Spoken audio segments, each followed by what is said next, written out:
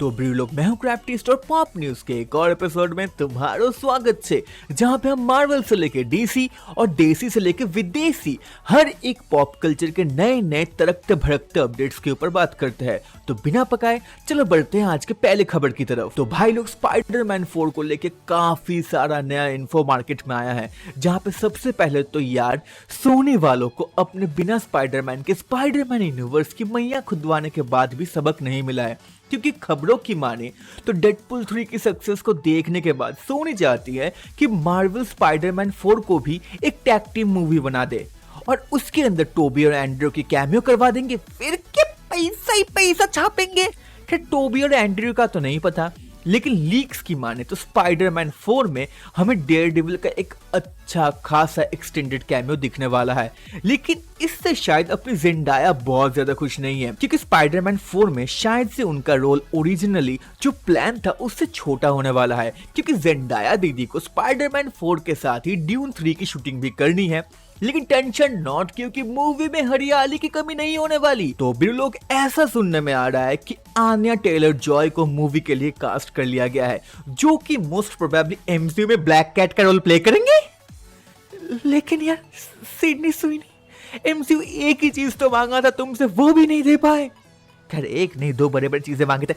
भाई उस दिशा में नहीं जाते हुए खबरों में आगे बढ़े, तो अब ये चीज ऑलमोस्ट कंफर्म हो गया है कि हमें स्पाइडरमैन 4 में सिम्बायोट्स देखने वाले हैं। और सिम्बायोट्स की बात चल ही रही है, तो रिसेंटली ऐसा सुनने को आ रहा है कि वेनम द लास्ट पार्ट के पोस्ट क्रेडिट सीन में हमें जो नल देखने को मिला था वो एमसीयू में अभी तक का सबसे पावरफुल कैरेक्टर है, अपने स्कारलेट विच, डॉक्टर स्ट्रेंज और थॉर से भी ज्यादा, साले इटर्नल्स और सेलेस्टियल से भी ज्यादा।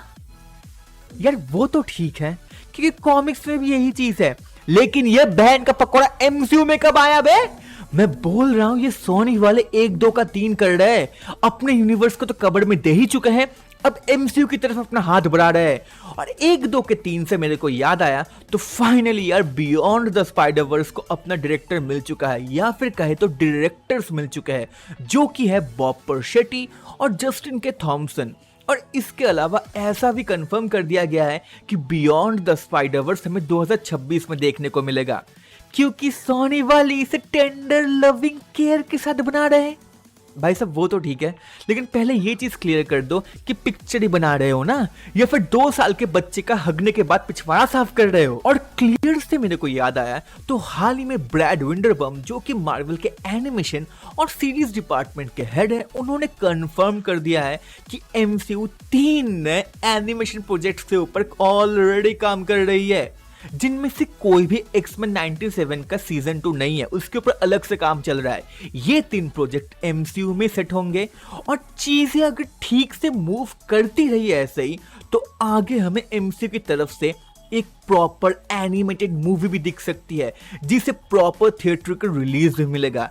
इसके बारे में अभी तो हमें कुछ ज्यादा नहीं पता, लेकिन ब्रैड भैया की माने तो इसकी स्क्रिप्टिंग अभी अर्ली स्टेजेस में है, और मूवी का रन टाइम 2 घंटे के आसपास सोच के ही ये लोग इसके स्क्रिप्ट के ऊपर काम कर रहे हैं। और अभी यही पे खत्म नहीं होता, और भी सुनो, तो उन्होंने ये भी कहा है कि अगर मार्वल ज़ॉम्बीज जो हमें अगले साल देखने को मिलेगा वो लोगों को पसंद आए, तो हमें उसके ऊपर और भी दूसरे स्पिन ऑफ्स देखने को मिल सकते हैं। तो पता है ना क्या करना है, पटक के देखो इसे। खैर अब डीसी के ऊपर थोड़ा बात कर लेते हैं, क्योंकि कमेंट सेक्शन में मेरे को ऑलरेडी दिख रहा है कि लोग लिख रहे हैं मार्वल का दल्ला क्रैप्टिस्ट। तो अपने जेम्स दादा ने सुपरमैन के ट्रेलर के बारे में कुछ नए डिटेल्स हमारे साथ शेयर किए हैं, जहां पे सबसे पहले तो उन्होंने ये कहा कि जिन लोगों को लग रहा है कि सुपरमैन के टीजर ट्रेलर में उन्होंने जरूरत से ज्यादा चीजें दिखा दिया है, तो ऐसा कुछ नहीं है, क्योंकि जो हमने इस टीजर ट्रेलर में देखा है वो मूवी के पहले हाफ का भी एक बहुत ही छोटा सा हिस्सा है। इसके अलावा मूवी में सुपरमैन और क्रिप्टो के रिलेशनशिप के ऊपर बात करते हुए उन्होंने बताया कि सुपरमैन और क्रिप्टो का जो इनोसेंट लविंग बॉन्ड हमने टीजर में देखा है, वो बस उनके रिलेशनशिप को ऊपर से टच करके निकल जाती है, क्योंकि इस मूवी में उन दोनों का रिश्ता उतना भी लवी डवी नहीं होने वाला है, बल्कि चीजें कुछ ज्यादा कॉम्प्लिकेटेड चलेंगी। जिसका मतलब एक ही है कि अपने भाई को बंदी तो मिल गई, लेकिन कुत्ता उतनी आसानी से नहीं मिलेगा। लेकिन कुत्ता मिले ना मिले और इन दोनों का रिश्ता चले ना चले, लेकिन एक चीज जो कड़क चल गई है वो है क्रीचर कमांडोस, क्योंकि क्रीचर कमांडोस को ऑलरेडी सीजन 2 के लिए ग्रीन लाइट कर दिया गया है। And speaking of green light, तो जस्ट की तैयारी करो मामा, क्योंकि मून नाइट को सीजन 2 के लिए फाइनली ग्रीन लाइट कर दिया गया है। और लीक्स की माने तो शायद से सीजन 1 के डायरेक्टर और राइटर इसके ऊपर काम नहीं करेंगे, क्योंकि मून नाइट सीजन 1 के राइटर सबीर पिरजादा जो कि नोवा के ऊपर भी काम कर रहे थे, उनको नोवा के ऊपर से भी हटा दिया गया है। तो लगे हाथों ये शुभ काम मून नाइट के लिए भी कर दो। और नोवा की बात उठी है तो नोवा को फाइनली अपना शो रनर मिल गया है, जो कि है एड बर्नेरो। और अगर इनके बारे में तुम्हें नहीं पता है तो बता दूं कि इस बंदे ने इससे पहले क्रिमिनल माइंड्स के ऊपर काम किया है। और अगर क्राइम थ्रिलर के थोड़े से भी फैन हो तो I highly recommend you to watch it. और अगर सीरीज की बात चल ही रही है तो अपने एमसीयू के जूनियर अन्नदाता ब्रैड विंडरबम ने रिसेंटली ये चीज कंफर्म कर दिया है कि डेयरडेविल बॉर्न अगेन बहुत ही ज्यादा बहुत ही ज्यादा ग्राउंडेड अप्रोच को फॉलो करने वाली है। और सीरीज हद से ज्यादा ग्रिटी और वायलेंट होने वाली है। और इसके ऊपर सच्चाई का मोहर लगाते हुए चार्ली कॉक्स भाई ने भी बोला है कि बॉर्न अगेन इतना ज्यादा वायलेंट और ब्लडी सीरीज है कि जब मार्वल अपने अपकमिंग 2025 के प्रोजेक्ट्स की सीजन रील बना रहा था तो एडिटर्स कंफ्यूज हो गए थे कि भाई डाले तो डाले क्या।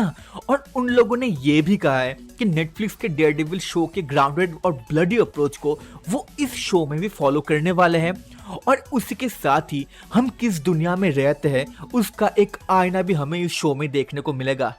डैम यार, take my money man, I am already sold.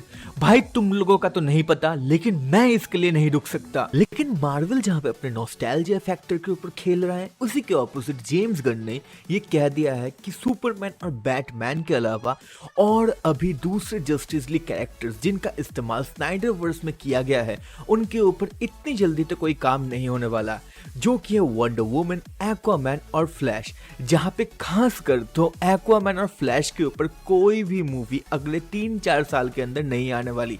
Wonder woman के ऊपर फिर भी सोचा जा सकता है। भाई यार, इसे कहते हैं खौफ। और खौफ से याद आया तो गुरु लोग, शायद मैट रीव्स के खौफ से अपने रॉबर्ट पैटिंसन की जिंदगी झंड हो सकती है, क्योंकि हाल ही में ऐसे र्यूमर सुनने को आ रहे हैं कि शायद से जेम्स गन रॉबर्ट भाई के बैटमैन को अपने डीसीयू में लाना चाहते हैं। और believe me guys, I am up for it, क्योंकि मैं रॉबर्ट पैटिंसन के बैटमैन को ट्रायलॉजी के आगे भी देखना चाहता हूं। लेकिन शायद से इस कबाब में हड्डी का काम मैट रीव्स कर रहे हैं, क्योंकि वो इस बैटमैन की कहानी को ट्रायलॉजी के अंदर ही खत्म करके एकदम कब्र में डाल के सल्टा देना चाहता है। लेकिन एक चीज जान लो, पैसा हर नाच नचा देती है बीरू लोग। ओके गाइस, आज की इस खबरी और खबर के सिलसिले को यहीं पे खत्म करते हैं, क्योंकि सीरियसली बोलो तो तुम्हारे भाई की झोली में खबरें खत्म हो चुकी हैं। लेकिन अगर तुम ऐसे पॉप कल्चर कम्युनिटी के हर एक नए अपडेट से अपडेटेड रहना चाहते हो तो अभी के अभी इस चैनल को सब्सक्राइब करो, बेल आइकन दबा दो, इस वीडियो को लाइक करो, अपने दोस्त बंधु मित्रों यार बंदी जिसके साथ भी हो सके शेयर करो। ऑल्सो इसके पिछले वीडियो में हम लोगों ने सुपरमैन के टीजर ट्रेलर का एक कंप्लीट ब्रेकडाउन बनाया है, चाहो तो यहाँ पे क्लिक करके उसे भी देख सकते हो। फिर see you in the next video, तब तक के लिए बाय।